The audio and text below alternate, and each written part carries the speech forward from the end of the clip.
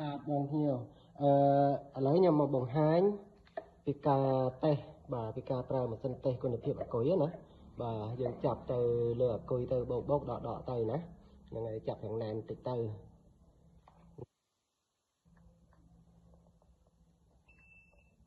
ភាគច្រើនបងតិជនយើងគាត់អត់សូវយល់អត់ទាន់ចេះប្រើពី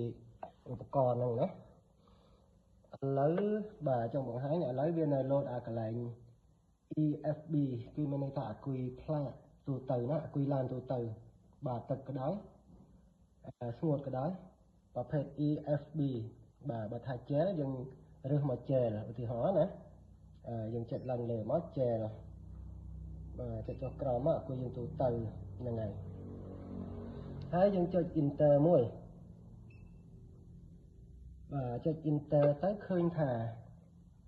អាកន្លែងសញ្ញា CCA មែនទេអាហ្នឹងយើងឆែកគុណភាពរបស់អាគុយហើយណាយើងគិតថាយើងដាក់អានេះយើងដាក់285អាំពែចុះតែវាអូតូដែរទេយើងដាក់ប៉ុណ្ណឹងក៏បានឬមួយក៏យើងសេរីអាតួលេខនេះឲ្យត្រឹមត្រូវនឹងបោះអាគុយបាទអាគុយ8អាគុយ100យើងសេរីដាក់តាមហ្នឹងក៏បានឬមិនសេរីក៏បានដែរណាឲ្យតែនៅកន្លែង CCA ហ្នឹងយើងចុច Enter មួយទៀតបានហើយ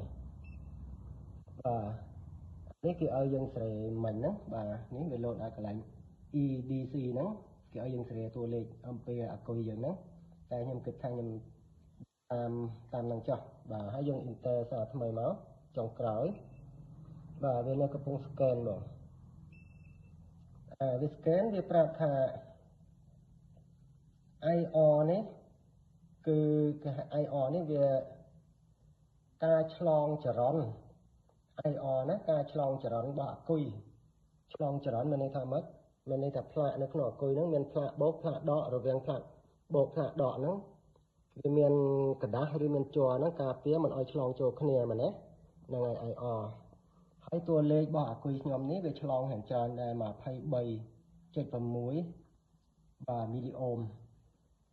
ធម្មតាអាគុយល្អវានៅប្រហែលជា4ទៅ6មីលីអូមទេបាទតែពេលយើងជួសជុលទៅបើថាអាគុយហ្នឹងគុណភាពឡើងអាតួលេខនេះវាចុះណាធ្វើម៉េចឲ្យតួលេខ IR ចុះបាទទី1ចុចក្រោមបាទឥឡូវទី2វាប្រាប់ថាវ៉ុលអាគុយរបស់ខ្ញុំនេះបានតែ12វ៉ុលចុច6ហើយអញ្ចឹងភាគរយរបស់វ៉ុលបាន82%របស់វ៉ុលណាចាំមកចុះទៀត CCA បាទ CCA គឺកម្លាំងអំពែរបស់អាគុយកម្លាំងរុញច្រានដែលយើងទៅប្រើថាអាគុយនឹងខ្លាំងឬមិនខ្លាំងហ្នឹងគឺគេហៅថា CCA ហ្នឹងវាសេខាងក្រោយថា A នេះគឺកម្លាំងអំពែនឹងឯងអាគុយប៉ុណ្នេះប្រហែលជា400 CCA ណា